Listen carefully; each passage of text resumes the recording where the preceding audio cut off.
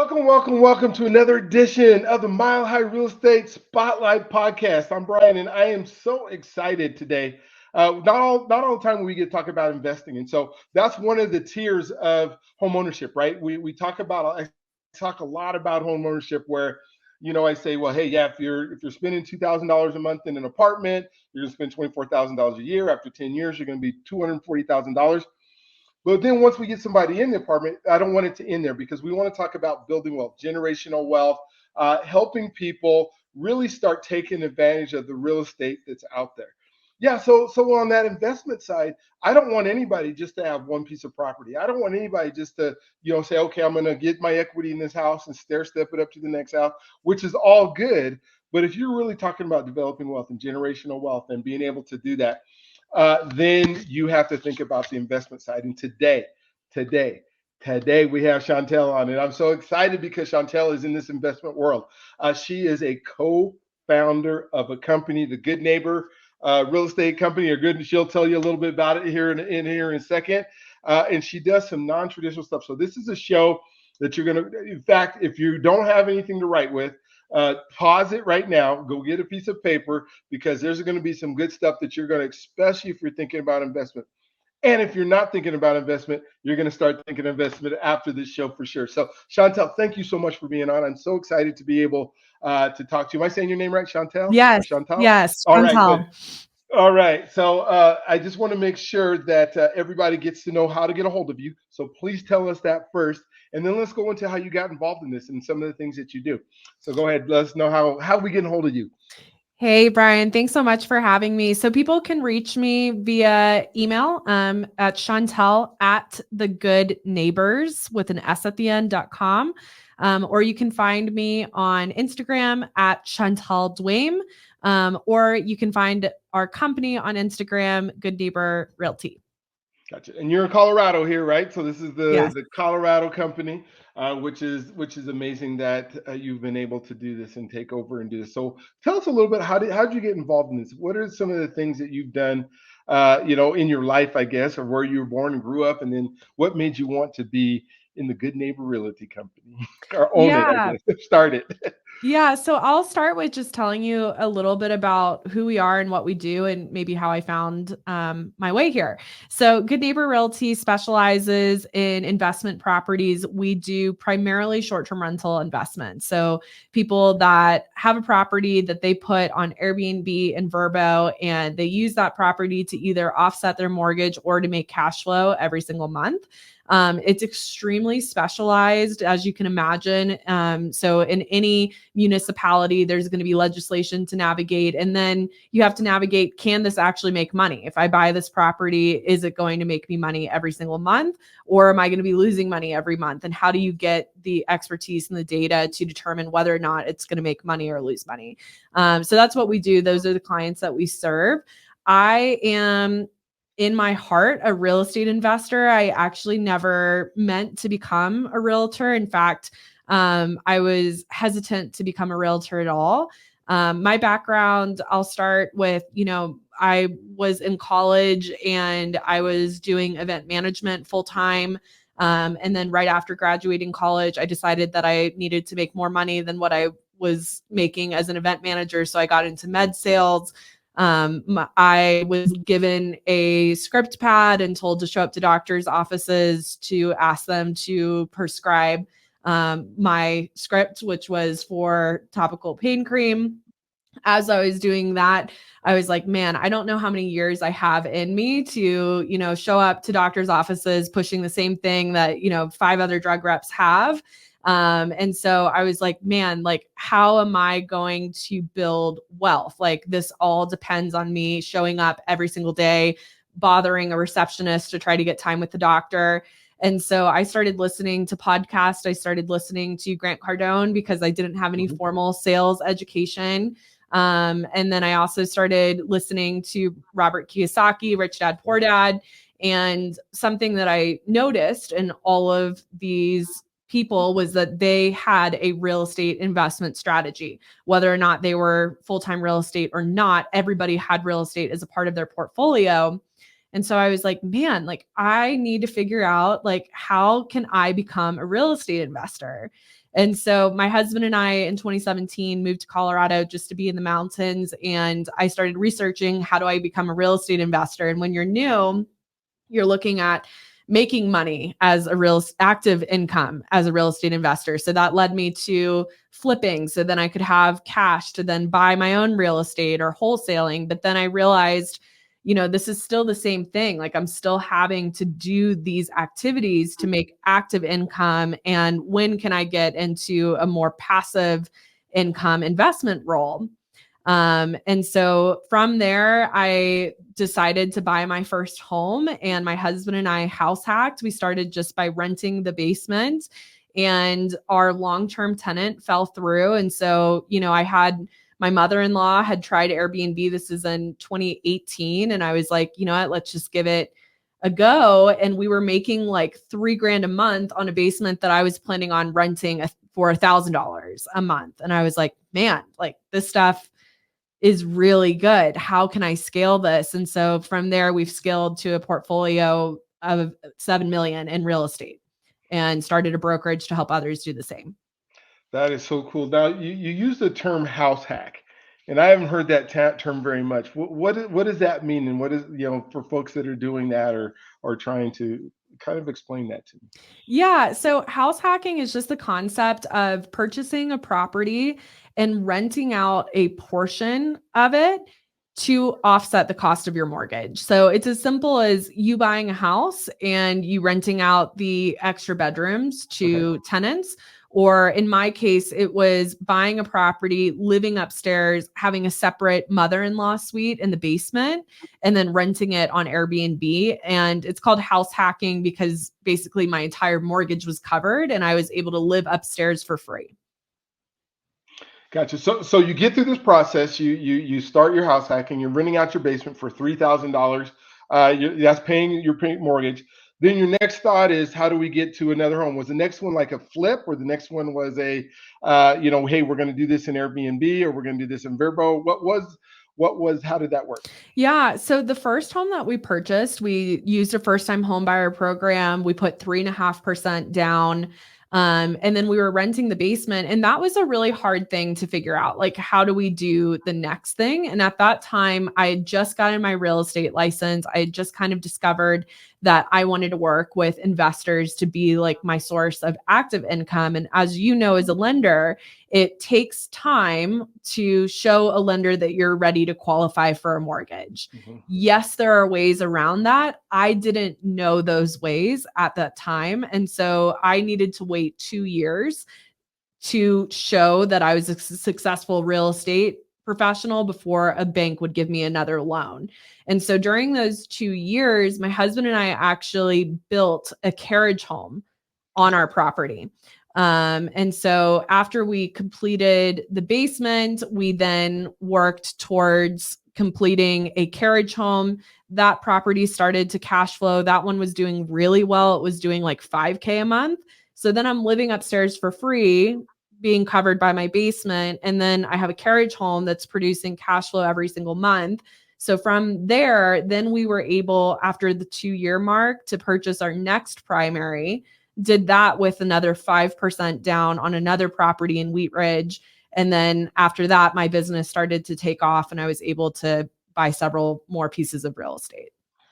So you're able. This is so cool, and I'm glad. And I hope you guys are listening to this, especially if you were a first time home buyer and you said, "Okay, I got the down payment assistance. I got into, my home. Now I can do so much more with it." So you're cash flowing $8,000 a month, right? Which is $100,000 a year, and you don't have to do anything, like right, other than make sure that they don't tear up your basement or tear up your carriage house, which you can see every day because you're living in the upstairs of the house. So $100,000 year income, and you said, wait a minute, that's not where we want to stop. We want to continue to move on. So we're going to buy another piece of property in Wheat Ridge. Now, I know, and I want to have this conversation because a lot of people have come to me and say, I want to get an Airbnb, or I want to get a Vrbo, or I want to do the short-time rentals. I live by the airport here, and so we've been talking about it, my wife and I. But now our cities and municipalities are trying to create laws because they're not getting, I guess, the tax income or something like that. So how are you advising your folks on how to navigate what these cities are trying to do and what they may do in the future, because that might Yeah. be something to consider, right? Yeah, regulation is one of the most important components of this and understanding where the city is going. So the reason that I purchased in Wheat Ridge, which is, if you're not from Colorado, you'll probably know Denver, but you've never heard of Wheat Ridge if you're not from Colorado. Like it's not a destination, but it's only 10 minutes from Denver. And the reason that I purchased it there was because Denver was not friendly towards non-primary resident short-term rentals. Meaning, if I bought a property in Denver, in order for me to operate it as a short term rental, which was the highest return on my cash, I had to live there. And so then I started seeking out, well, where can I buy property that I can operate as a short term rental, but legally don't have to live there? And Wheat Ridge had just established regulation to allow 2% of single family homes to operate as short term rentals. And so actually many of my properties, I've chased legislation where I'll find out, where are they capping the number of short-term rentals? I'm going to buy there before that cap is done. And so as soon as I knew that Wheat Ridge was going to allow 2% of single family homes to operate as short-term rentals, I got in, I bought there before the cap was done. And the coolest thing about that is that my competition is essentially capped in that space. And a lot of Colorado is moving towards a system like this. Breckenridge is, Silverthorne is, Frisco, unincorporated Gilpin County, Clear Creek County. So I see a lot of counties moving towards this model.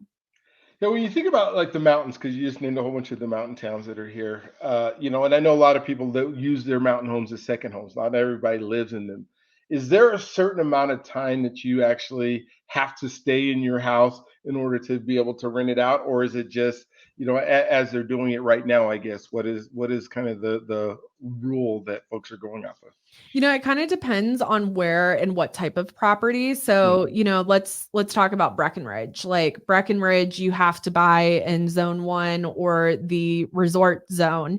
And if you get a non-primary residence license, there's no cap to the number of days that you can rent it. They view it as a investment property. But if you're claiming it as a primary residence, there are areas where you can only rent it for 30 days out of the entire year. Oh, And gotcha. so that's where legislation comes to be a very significant factor.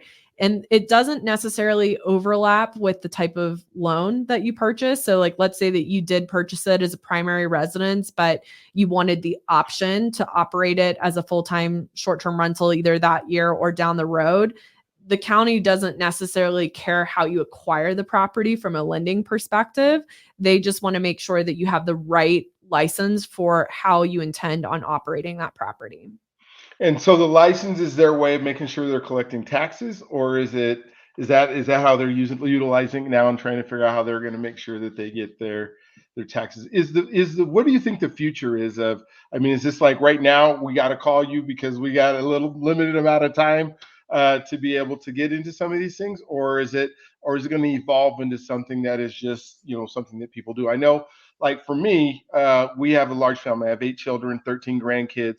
Wow. So we almost, whenever we travel, this last year we were at a campground because there's so many of us. But whenever we travel, we need to use Airbnb or VRB. We can't go. I mean, imagine 20 rooms at a hotel, what that would cost, Yeah. for us to be able to do that. So what is kind of talk about the future here and what needs to happen?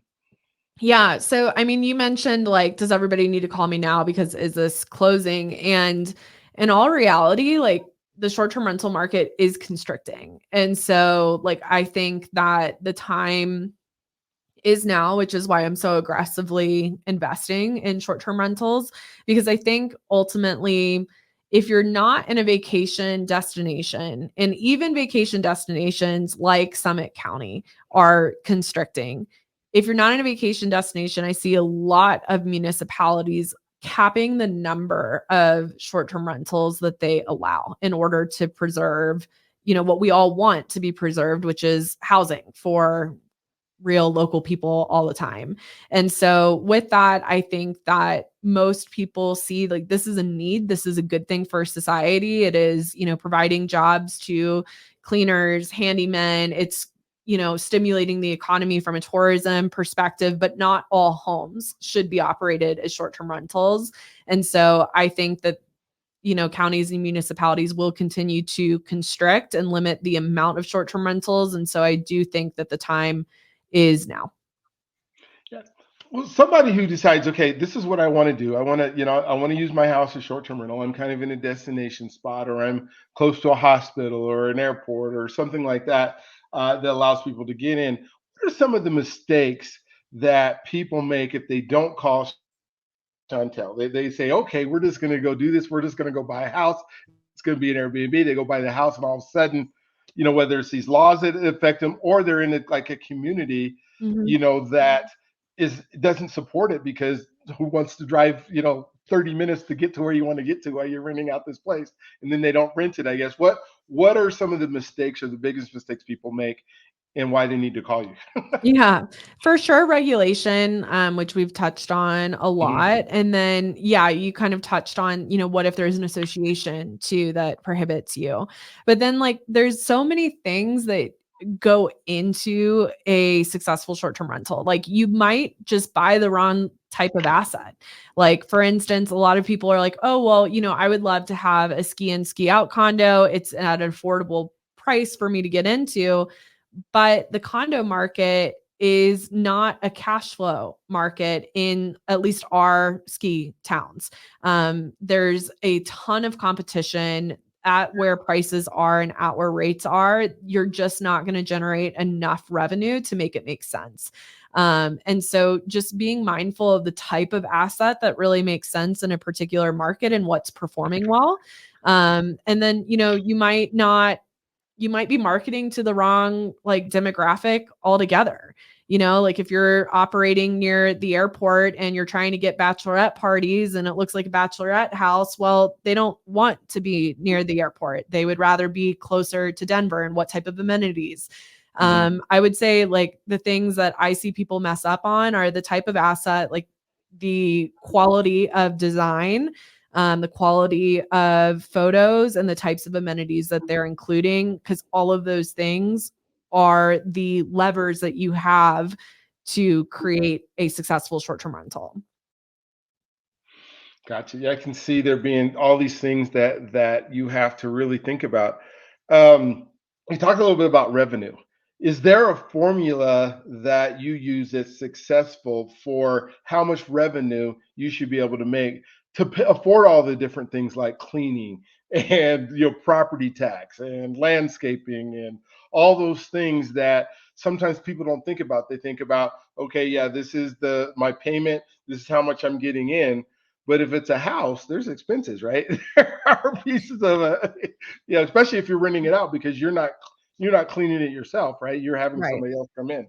Right. Yeah. So something that we steer people to be mindful of is you want to buy something that's earning 15 to 20% of the purchase price and gross revenue. So Okay. if you're purchasing $1 million property, you want it to earn between 150 to 200K to make monthly income. That's different than just covering costs. And obviously this depends on, what loan product you're using, how much down payment you're using. But for today's interest rate environment with, 20% or less down, those are the markers that you need to meet. Gotcha.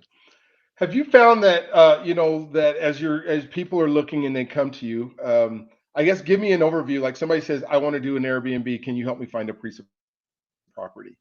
What are some of the questions that you're asking them, or some of the things that you're looking for from that buyer to make it make sense for them to even go down this road? I mean, I Yeah. have a feeling there's some people who come to you and you go, this isn't for you. I don't know. Maybe it is. Maybe it's for everybody. They just have to, they might have to retool their thinking or retool the way that they think. Yeah. And I think that this has even changed over the last couple of years because in 2020 and 2021, anybody could make money on Airbnb in Verbo. Like you could put up a house with bad photos, with grandma's furniture, and it was going to work. Today it is a much more sophisticated market. There's more competition. Consumers have now come to have expectations for their short-term rentals. So I would just say that the market is maturing in general. So something that we talk about is just like the cost of investment. And it really depends on how you want to start. So, you can start by doing what I did, house hacking, putting low money down, and like maybe taking advantage of some down payment assistance programs and using that extra cash to put towards furnishing and renovation. And so we talk a lot to people about using those benefits. Then other people, might have the means to buy a second home with maybe 10% down, or a investment property with 15 to 20% down. And then, they have the cost of furniture. And for furniture, if you're going to, be middle of the line or hire it out, you're going to expect about $10,000 per bedroom. So if you're looking at a 5-bedroom property, you would expect about a $50,000 furniture budget to hit that mid range. And that, of course, includes all the furniture in the home, not just the bedrooms. And so when I'm speaking with a client, we kind of determine, what resources do they have available to them? Are they self-funding this through cash? Are they taking out a home equity line of credit to purchase something? And then, what is their comfort level with, price point? Like, you can really make the numbers work on these investments anywhere from 500K all the way up to 10 million. But it just depends on, where you're looking and what type of return you're looking for. Gotcha. Now, I just love this because you're talking about all these expenses that go into it. Like, where does somebody come up with, this cash for, because I think some people think, well, yeah, get this house and I'll just go get some furniture that, some cheap furniture. But people that rent your place are probably more rough on your stuff than you would be, right? Because it's not theirs, right? They got a deposit and they want to keep it nice, but it's getting a lot more use, I think. So how are people funding this, and what's you know the line of where do you go get furniture, or how does that work from a Yeah. principle? The cool thing is, like, there are actually resources now for all of this. Like, I'm Oh, a part of this program called Minoan. Shout out to them. And for your listeners, this is something free for them to sign up for. And they have massive furniture discounts, like 30% off of West Elm, Restoration Hardware, Article. They have discounts on Wayfair specifically for short-term rental hosts, and it's free for you to use. Like, it's like the craziest benefit. And so you can get, high quality furniture for the same price as what you would pay on Amazon or Wayfair. And they even make it easy to where you can do one centralized order. Like, you can order from like all of these different stores, and they'll put it on one invoice and have one way to track for you. And so there's so many solutions now in our industry that didn't exist 3 years ago.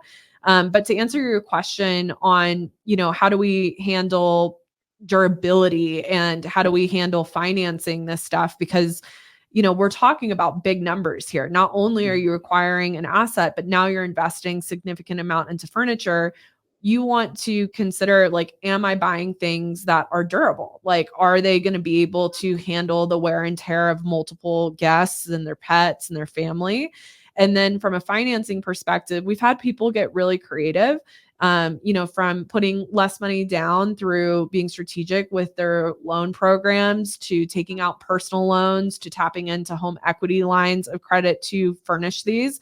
And it is possible to calculate, your return on investment on all of these things.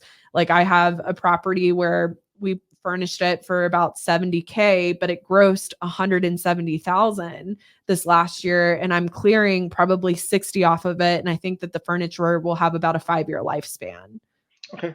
So is that about the span of for furniture, 3 to 5 years, something like that, that it'll last if it's really getting used? Yep. So just knowing that that's part of. Now, are there resources? It sounds like there are in all these aspects. Like, how do you figure out how long your furniture is going to last? How do you figure out, how to get people in and advertise and all that kind of stuff? Are those pretty expensive to get into, utilizing some of those services, or is it, this, like, what does somebody need to plan on to be able to know that that's going to happen once they get in? Yeah. So, I mean, the coolest thing about what our company offers is we give all of our clients all of this knowledge at no additional cost. Like, we're paid by the seller when we're Mhm. successful at them closing. And so if you're working with a realtor that has short-term rental investments, specifically the type of investment that you're interested in, they should be a really good resource for you to connect you with all of these resources, which in many cases are free and online. Another thing that our company does and that exists in every state is free local meetups for real estate investors. Like if you attend those, you're likely going to meet people that are doing the thing that you want to do. And that was honestly there. I always go back to this conversation, and I wish I had the guy's contact info because he really did change my life. But I met him at a meetup and I was like, I'm trying to, fill my house hack with a new long-term tenant, but I'm thinking about Airbnb. And he was like, well, I do Airbnb in my condo in Lakewood.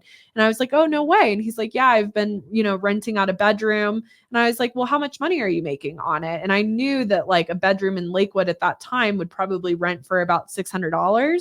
And he was like, well, I'm making like $1,800 a month. And I was like, you're making $1,800 a For a month bedroom. for a bedroom. And so him just like sharing that like led to my curiosity, led to me trying something. And then like I'm just shocked at how many free resources there really are on the subject. That is so cool. But and one of those things, you think the internet has so much, right? You're going to get all the information you need for free, no matter what. You just have to be able to find it, right? And that's Yeah. the hardest part. And so having somebody like yourself who's saying, hey, I've already done this research, I put it together, and I'm willing to help you out as you go through this process. And I know we're kind of running on time, but this is such an interesting subject. Do you also do listings, or you just pretty much do buy side? Somebody calls you and you take them around. How does that side of it work for you? Yeah. So this year we've done a lot more listings, but a lot of our listings never hit the market. So I feel these days like I'm basically like a wholesaler Gotcha. because Mhm. because we have built like such a community of short-term rental investors that if you have an active short-term rental for a listing, we likely are the people that would have a buyer for it. And so we'll market it to our database of buyers. We've sold a lot of listings off market, like through just our own brokerage. And so that's another way that we can provide value to our clients is they're getting like these exclusive deals. So this is definitely the niche that we're in. We're not doing as much like traditional real estate because we're pretty busy with our investor community. Well, yeah, it doesn't. Why go out and branch out if what you're doing, the formula is working for you and for your community? And I'm sure it sounds like you're willing to help teach other people what they're getting into this world, how to be in this world. And then so now, hey, they've done one. Now they're saying, okay, I'm ready for another one, and they call you back up and say, so now they're part of this community where it just continues to expand. This is so incredible. Um, I know we're on time, so and I want to respect that. But if you could please just tell everybody how to get a hold of you. And for those of you who are listening to this, I'm suggesting that you get a hold of Chantal because this is some incredible ways for you to start creating some of that generational wealth that we are talking about. So, and then after you're done telling how to get a hold of you, if you have any, I don't know all the questions to even ask. That's so important. So if there's any closing thoughts or things that you want to make sure that we didn't get to, please. I mean, I don't care if we go a little bit over because I just want to know and eat up this information. So how to get a hold of you again, and then any of those closing thoughts that you want us to know. Yeah, so people can get a hold of me via email at chantal@thegoodneighbors.com. You can also email us at info@thegoodneighbors.com. You can find us at www.thegoodneighbors.com. You can find us on Instagram at Good Neighbor Realty.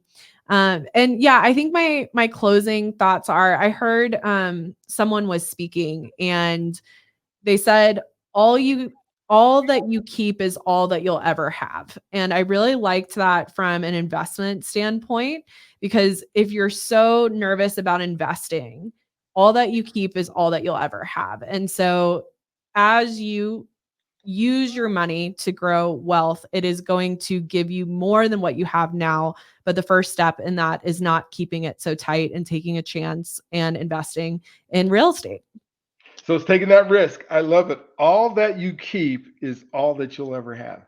I love that. That is such a neat thing. So again, Chantel, thank you. I hope you'll be willing to come on. I'm sure there's going to be many questions on this podcast as people have, and so we will make sure that we contact you. Maybe we'll have you back again, and we'll just continue to talk more about how this whole strategy works. And so, just I want you to remember that you can do this. If I've ever said that one time before that you could do this, you can do this. This will skyrocket your ability to be able to do some stuff financially in your life. I mean, going back to the beginning when she talked about $8,000, $100,000 a year, and not even having to leave her home. Obviously she wanted some more to be able to do stuff. So you can do this. You deserve this. This is what's so incredible about our country. It's so incredible about the abilities that we have. Yes, we have all these things that are on the internet, but let's say you live in Indonesia, right? You can listen to all this stuff on how this works, but you don't have the mechanism to be able to activate it or make it work. And then finally, so not only do you deserve it, you can do this. Let us help you. Now, I don't even know. I'm getting ready to call Chantel because we're going to spend some time together because I want to do some of this stuff. And I don't know how to do all of this stuff. I know I can get you a loan. I can do, I even have loans for Airbnbs and for short time rentals, but I don't know how to do it for my own investing and the own things. And my family's been talking about this for a while. And to have somebody that's local here that knows what she's doing is so incredible. So again, thank you for doing it. Thank you for being here for another episode of the Mile High Real Estate Spotlight podcast. And we will look forward to talking to you on the next one. You guys have a wonderful rest of your day today.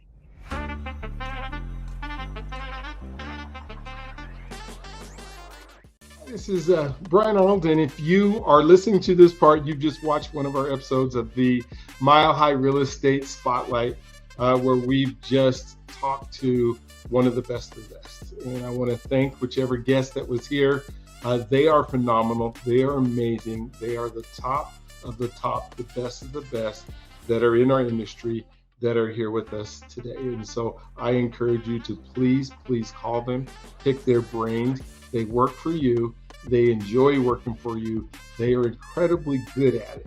And so I want to make sure that you give them a call. So whoever you listen to, whichever one you saw that you were there, please do that. The other thing is everyone deserves a home. Everyone deserves a home. I say that at the end of my show. You deserve it. Let us help you do it. My goal is to make sure that we see homeownership. It just sickens me to see apartment complexes continue to go up, because I know those are people who haven't been able to make the call or figure out a plan. So let us help put that plan together for you. I have some websites that allow you to do that, and I'll put those in the bottom, but please do. I am a lender. I do work in the lending space. If you do not already have somebody who's pre-qualified you, I would love to be able to have that opportunity to earn your business and qualify you. My number is 720-682-2223. That's 720-682-2223. Give me a call anytime, and I would love to be able to help you with that. We also do living trust. And so when we think about an estate, to try to avoid probate and make sure that doesn't happen. So whether it's if you own a home, and you should have a living trust. And I will say that everyone not just deserves it, everyone needs a living trust if they own a home. And then finally, just wanted to thank you for watching these episodes. And so please tune into more. Would love for you to see and be able to shop around. So thank you for doing that. Again, I want to make sure that you know that you can do this. You deserve this. And let us help you make it happen. You guys have an awesome, wonderful, awestruck, incredible day today.